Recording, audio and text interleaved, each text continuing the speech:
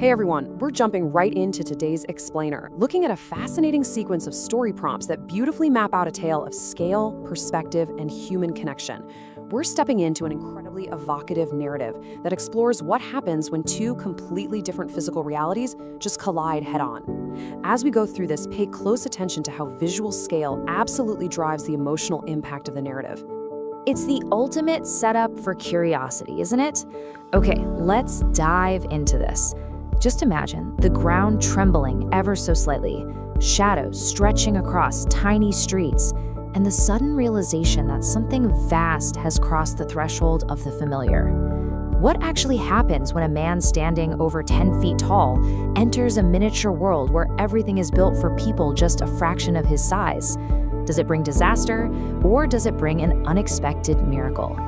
Part 1. A giant arrival. 10. We're talking 10 feet here. This isn't just someone who is a bit taller than average. We are anchoring our protagonist at over 10 feet tall. When he arrives at this beautiful village, his sheer verticality immediately redefines the space. I mean, every step he takes is monumental. Every breath is like a gust of wind. To the tiny people living their daily lives, the sudden appearance of a 10-foot giant is an absolute paradigm shift. Look at the extreme physical contrast we're mapping out here. On one side, you have the gigantic man, on the other, colorful miniature houses lining the streets, and the tiny villagers. The source material notes that as he arrives, the villagers completely stop their daily activities. They are literally frozen in amazement. You have children pointing excitedly up at this towering figure, full of innocent wonder, while the elders, carrying the protective wisdom of the community, greet him with extreme caution. It's a perfect standoff of scale. And right here is where the tension breaks beautifully. Instead of towering over them and asserting dominance, the giant diffuses the villagers' curious wonder and fear in the most simple, graceful way possible. He kneels down. By physically lowering himself to their level and offering a friendly smile, he instantly changes the dynamic from a threat to a peaceful greeting. It's an incredible lesson in empathy, shown entirely through a shift in physical posture. Part 2. Acts of gentle strength. So let's see how this builds across a timeline of a single, highly active day. We see his seamless integration into village life broken down from morning to afternoon to evening. Each part of the day brings a totally different challenge and a different type of interaction, but they all serve to weave this gigantic stranger really tightly into the fabric of the tiny community. In the morning, a crisis strikes the village. A strong wind has knocked over a large tree, completely blocking the main village road. For the tiny villagers, this is a massive infrastructural disaster that could take days to fix. But for the giant man, he easily lifts the tree with just one hand. It's a stunning display of immense strength.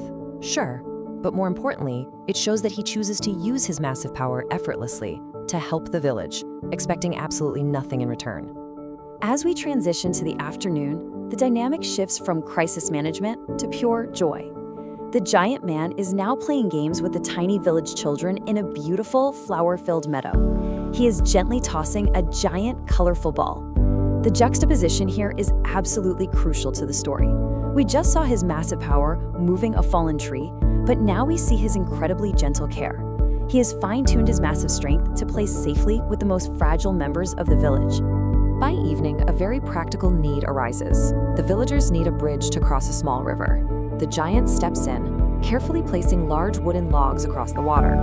This brilliantly illustrates not just a literal bridge being built for the village's convenience, but the metaphorical bridge of trust and cooperation that has been completely solidified between the giant and the tiny people over the course of the day.